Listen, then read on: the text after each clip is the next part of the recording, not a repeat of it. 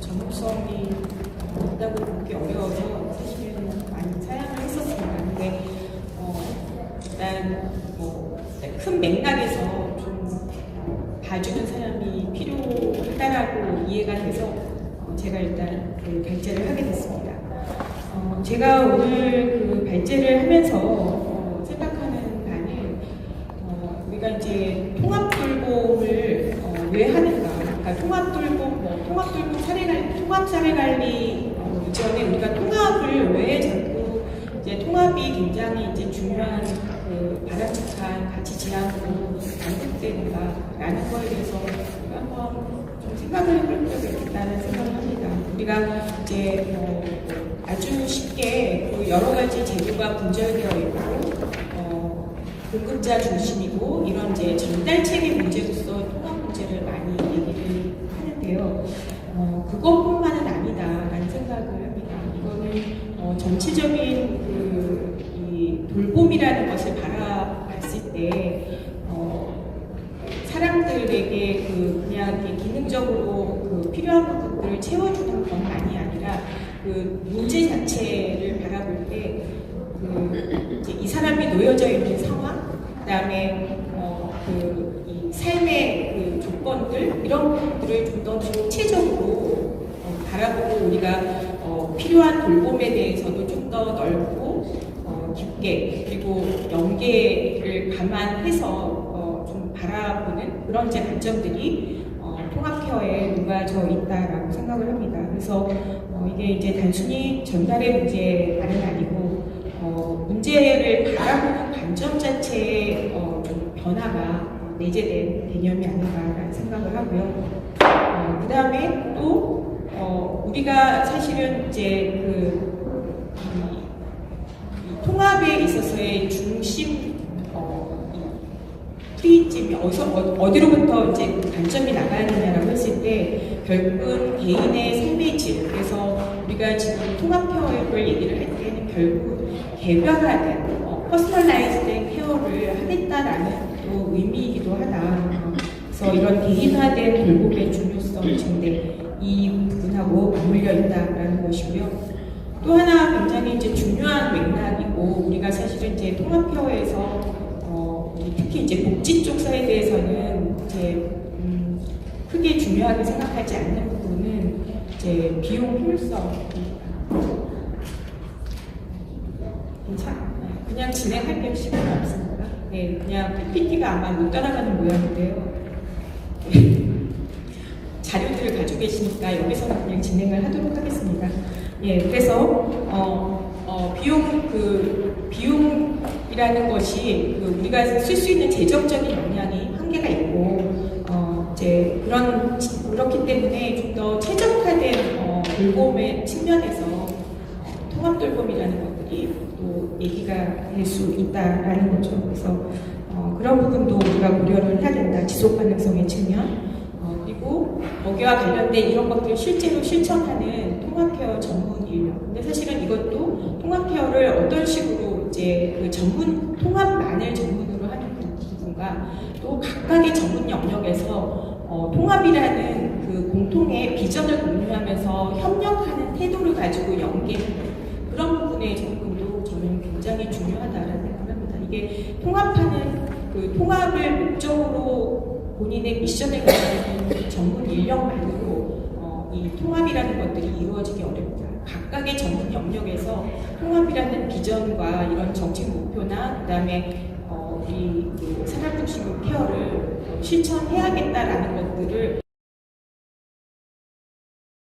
전문 영역에서 바라볼 때 사실은 통합 케어가 가능하다. 그래서 각각의 영역에서 통합 케어에 대한 어떤 전문성들이 그 전문 영역에서도 구축이 될 필요가 있다라는 것이고요. 그리고 이러한 것들이 지금 현재 그 사람 중심의 케어, 그다음에 또 그 지속 가능성 뿐만 아니라 이런 것들이 이제 우리가 그 기술의 발전 속에서 지능정보 기술의 발전 속에서 훨씬 더 좀 더 가능한 범위들이 커졌다. 그래서 아까 권현주 교수님도 말씀하셨지만 우리가 그 데이터베이스를 좀 구축하고 그래서 개개인에 대한 위험을 예측 가능한 부분들이 생기고 그런 부분들의 활용 속에서 좀 더 이 통합 케어라는 것들이 좀 더 힘을 받게 되고 개개인의 그야말로 이제 전문성 영역들이 좀 더 그 데이터가 말해주는 그런 예측성을 통해 가지고 강화되고 활용성이 높아졌다. 또 힘을 보태주게 된다. 이렇게 얘기할 수 있을 것 같습니다. 그래서 이러한 통합 돌봄의 목적은 우리가 수요자 중심의 서비스 연계 조정 통합이라는 이런 전달 체계 차원의 당위성을 넘어서 초고령화가라는 상황이 압도하는 돌봄 니즈의 증대 그리고 이런 그 자원 제약 하에서 여러 그 제도에 걸친 재편 그리고 지능정보기술 발전의 활용 그리고 통합 전문 인력의 역할과 이런 케어 전문 인력의 업무 혁신을 통해서 이런 지속 가능한 돌봄 체계를 구축하는 거와 맞닿아 있다 이렇게 말씀드릴 수 있겠습니다. 그런 차원에서 저는 이 통합 돌봄이 그야말로 우리가 소위 좁은 의미의 돌봄뿐만 아니라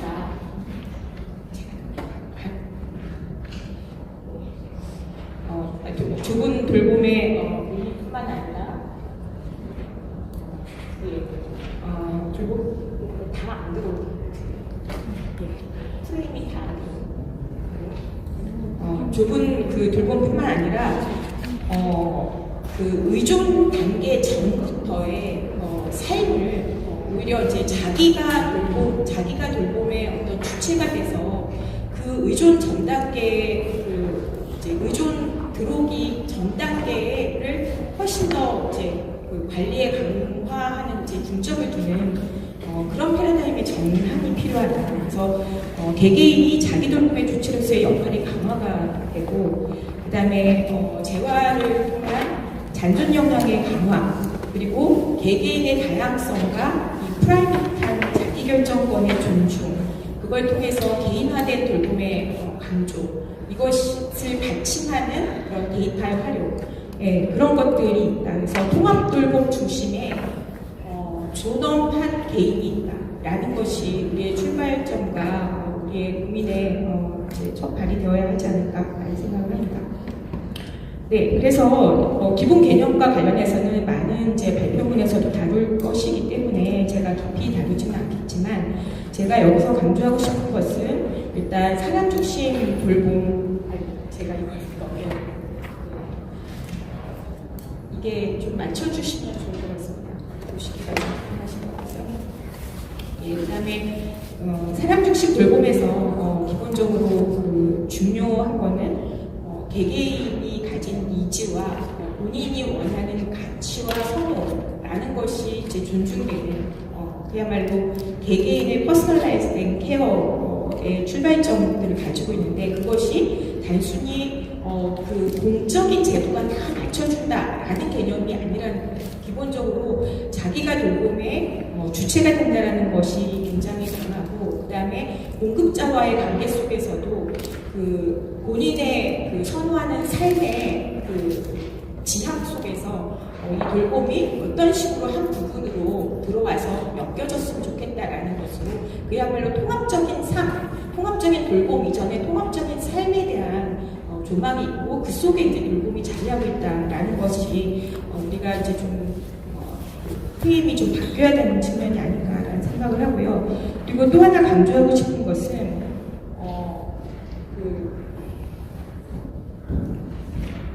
잘 안 나와요.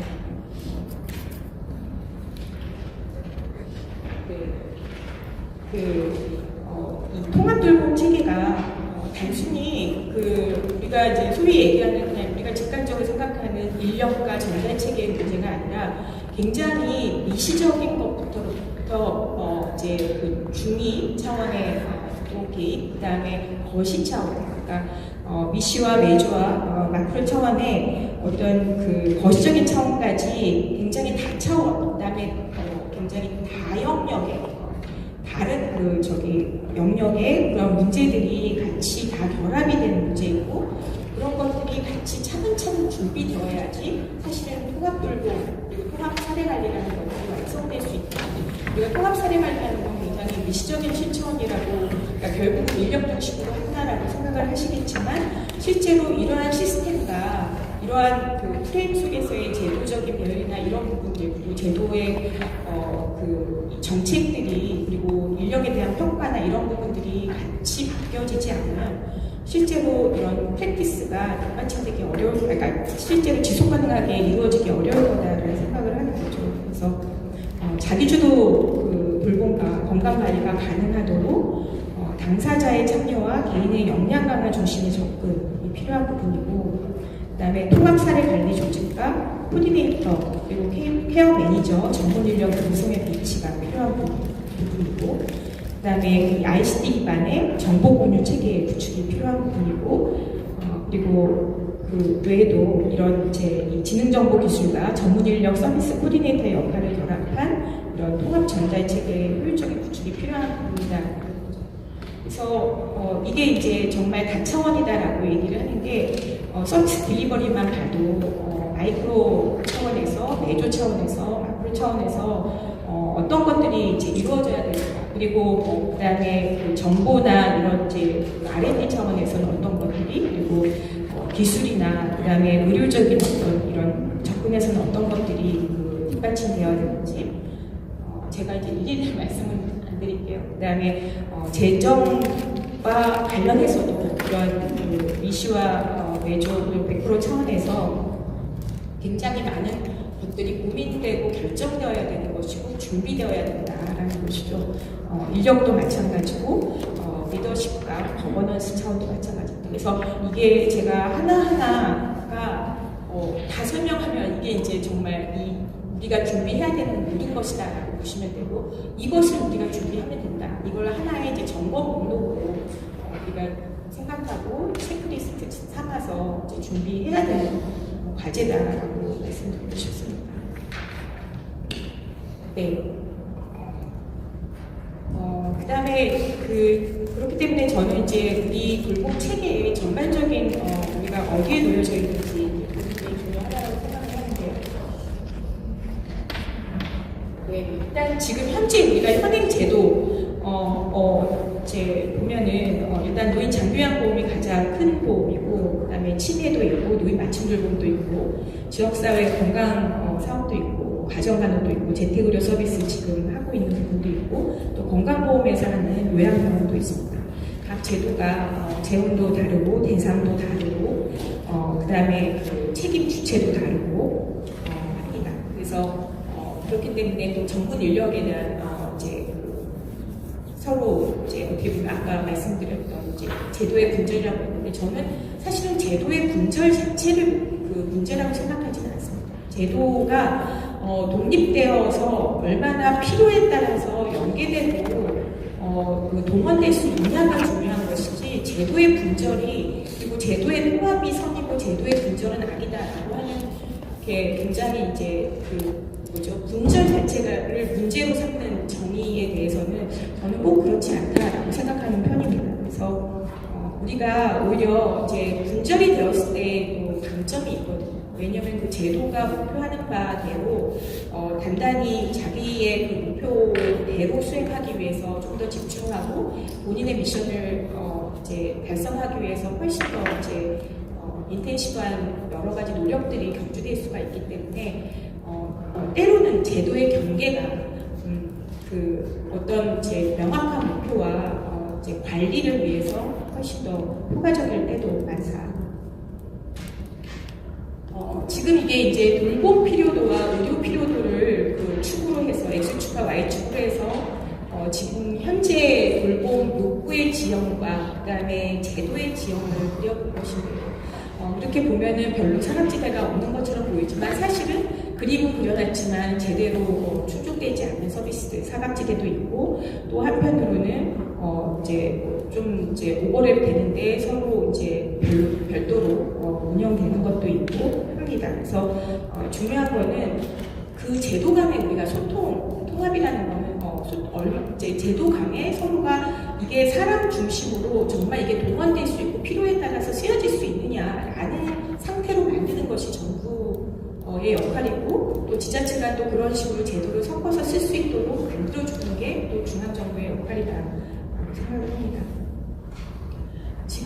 우리 여러분들은 어떻게 생각하실지 몰라도 저는 우리 지금 현재 사회적 돌봄 체계가 어디다 사회적 돌봄의 커버리지가 꽤 우리가 그 포괄성이 넓은 편입니다. OECD 국가가 지금 평균이 13.3%라고 하는데 우리 지금 제도 합하면 14%예요. 장기요양 11%에다가 그 맞춤 돌봄, 그 중점 돌봄뿐만 포함한 것이 14%거든요. 일반 돌봄까지 하면 거의 18%이고요. 그래서 우리가 지금 실제로 포괄하는 대상자 범위는 굉장히 넓은 편이다. 중요한 거는 이 포괄하는 대상자가 넓은데 비해서 우리가 충족하는 서비스의 충분성, 그다음에 그 욕구에 대한 어떤 반응성이나 그야말로 그 코디네이션이 필요한 부분에 있어서의 어떤 이제 조정력이나 그 맞춤 이런 부분들에 있어서 우리가 좀 더 정말 제도를 찬찬히 다시 좀 정비해야 되는 그런 과제가 질적인 과제가 좀 남아있다고 생각합니다. 양적으로는 우리가 일단은 뭐 적어도 대상 포괄 범위에 있어서는 가고 있다. 재정도 그래서 이제 가파르게 증가를 하고 있죠. 지금 거의 이제 돌봄 지금 노인 돌봄 관련해서 한 근 20조를 쓰고 있는 상황이고요. 그래서 근데 이게 가파른 증가세를 보이기 때문에 앞으로 이 이제 노인 돌봄과 관련된 부담이 우리 사회적인 부담에 있어서 굉장히 커질 것이다. 그래서 이 통합 돌봄의 목표가 단순히 그냥 잘해주자, 많이 해주자로서 그쳐서는 안 되고 최적화된 돌봄이 필요하다라는 것도 하나의 중요한 목표가 될 수밖에 없다. 그리고 우리가 이제 그 전문 인력의 코디네이션 역할을 하는 전문 인력도 사실은 이런 그 사람에게 필요한 최적의 돌봄이 무엇인가에 대한 시스템과 전문 인력의 그 역할 이런 부분이 동시에 중요할 수밖에 없다. 그렇지 않으면 지금 현재 제도만 봐도 우리가 GDP에서 연금 이상으로 지금 요양이나 의료가 차지하는 이제 부담이 커지니까 수준으로 올라오기 때문에 이제 보험료율이 거의 30% 가까이 되거든요. 추계가 되거든요. 그런 부분들 생각하면 우리가 좀 더 이제 좋은 제도를 좋은 제도라는 게 여러 가지 그 두 가지 토끼를 잡는 제도가 되어야 된다라는 것이고요. 그래서 일단 초고령 사회에서는 고비용 노인 돌봄 체계의 문제들을 해결을 하고 동시에 그 재가에 우리가 이제 좀 더 자기의 그 존엄성을 그리고 자기 주도적인 삶을 가져가면서 이제 생활할 수 있는 재가 서비스 지원의 구축성이나 분절성, 경직성을 해소하는데 우리가 지금 통합사례관리나 이런 통합 그 체계를 통해 가지고 개선할 필요가 있다라는 것이고요. 그걸 통해서 우리가 건강 노화 기간의 연장 그리고 장기요양 진입 최대한 지원시키고 입원 기간 감소시키고 좀 더 돌봄 친화적인 주거 환경을 만들고 이런 것들이 필요하겠다 생각합니다. 그래서 네, 시간이 많이 됐는데 일단 저는 일단 우리의 비전과 과제는 존엄성 언제까지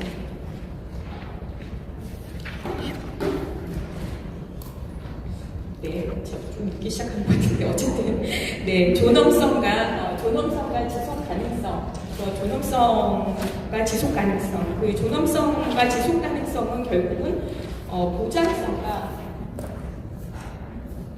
보장성과 사람 중심 통합 돌봄 그리고 지속 가능성으로 또 다시 목표로 정리가 될 수 있을 것이라고 생각이 되고요. 아까 말씀드렸던 것처럼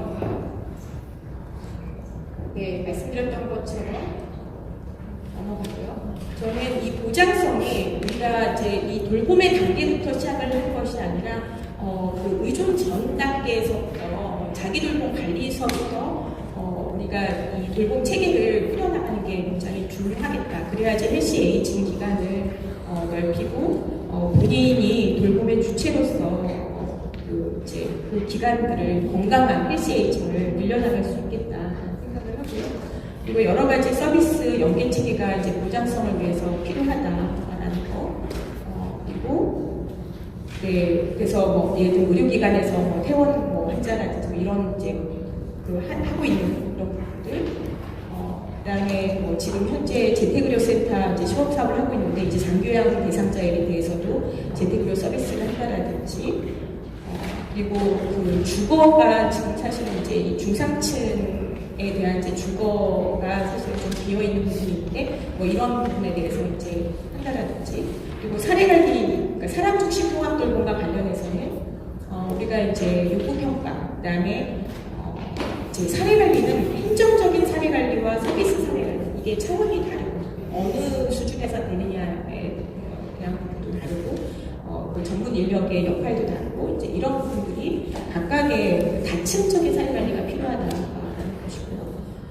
그리고 이용자들은 기본적으로 돌봄 선택의 그 구성권을 갖지만 이런 돌봄 선택과 구성권을 갖는 데 있어서 그 이제 그 기간에 우리 장교양 같으면 장교양 기간에 그를 지금 현재 단종 기간에서 복합 기간으로 단계적으로 개편을 통해서 그 기간 중심의 케어 매니지먼트가 책임성과 전문성을 제고하는 케어 매니지먼트가 되어야 되겠다라고 생각하고요. 네. 그다음에 요양병원은 좀 조정돼야 되고요. 이거는 넘어갈게요. 그리고 중요한 부분 중에 하나가 지역 돌봄에 있어서 이런 것들이 가능하게 하려면 지역의 책임 행정뿐만 아니라 재정의 이런 그 통합 재정이 있어야지 사실은 이런 지역 기반의 재량적인 이제 돌봄이 가능해진다는 거죠.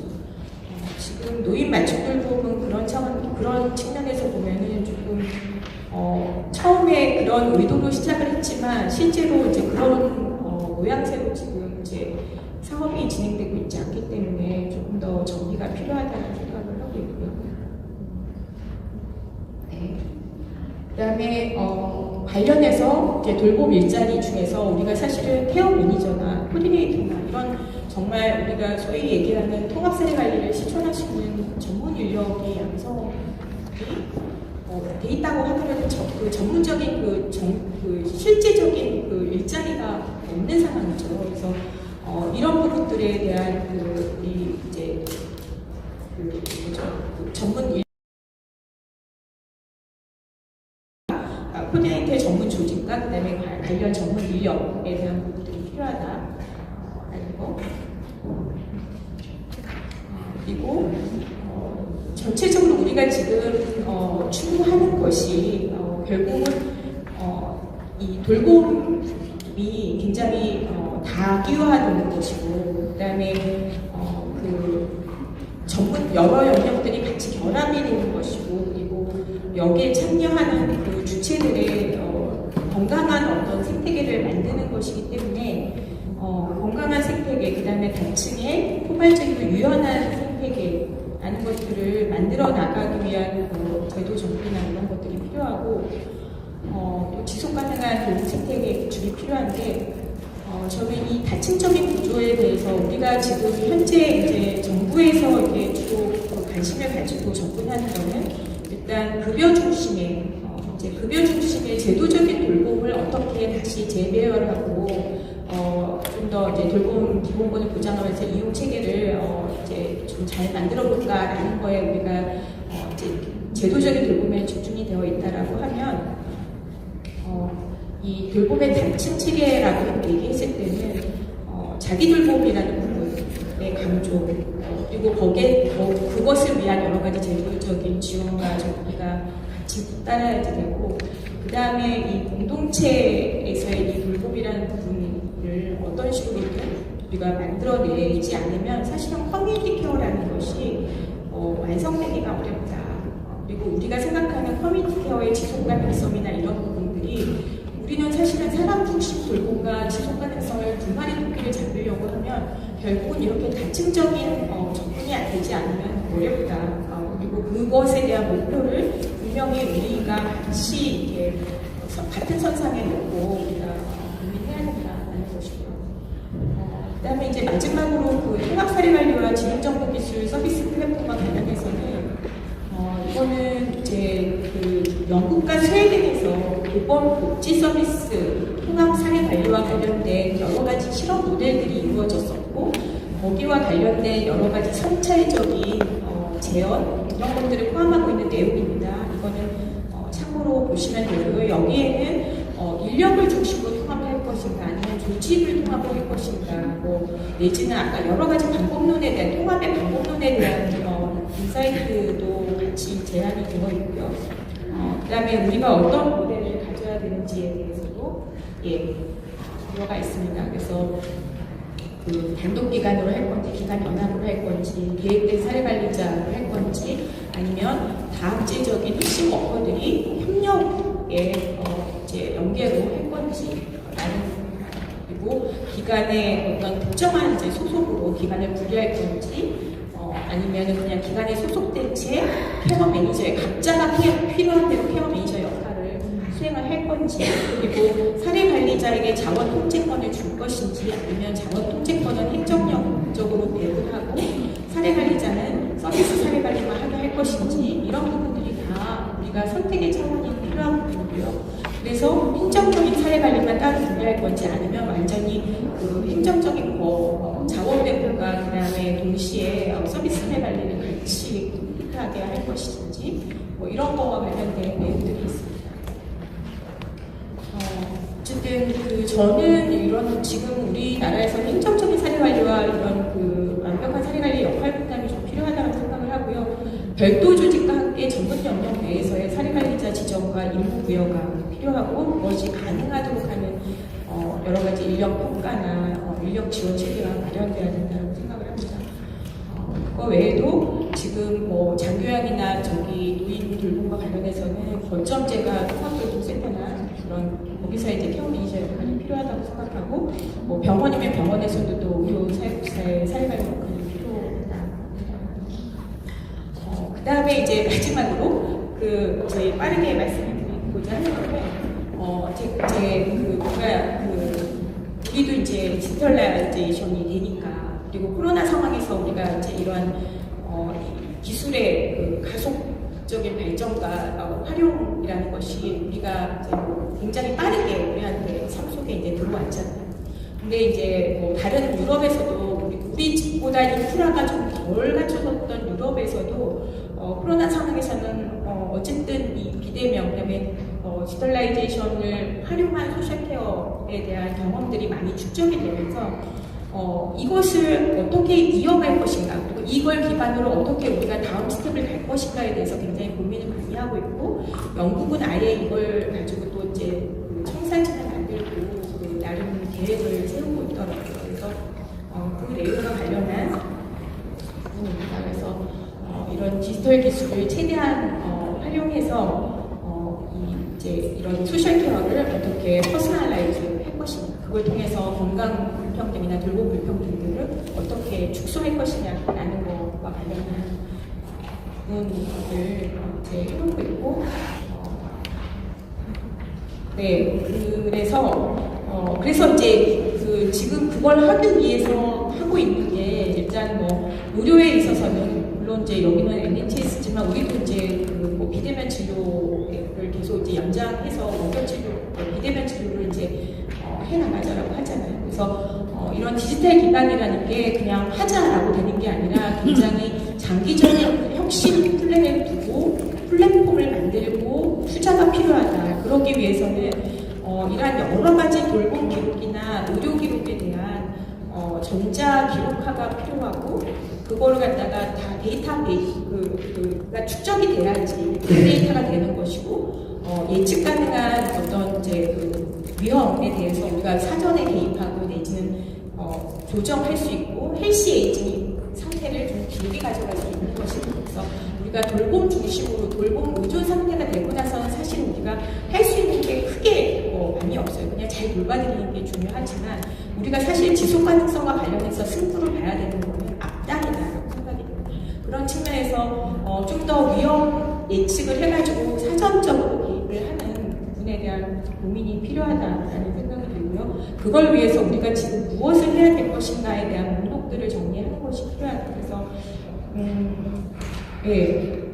그리고 뭐 그래서 이제 사람들마다 이렇게 우리가 휴대해서 자기의 건강이나 뭐 지금 돌봄 그 SOS나 모니터링을 할 수 있는 뭐 이런 것들 휴대한다라거나 이런 부분들 우리도 뭐 센서 뭐 여러 가지 모니터링 체계를 뭐 집에도 갖다 놓고 휴대도 하고 하는데 그런 부분과 관련된 것들을 체계적으로 아예 보급할 생각들을 하고 있고요.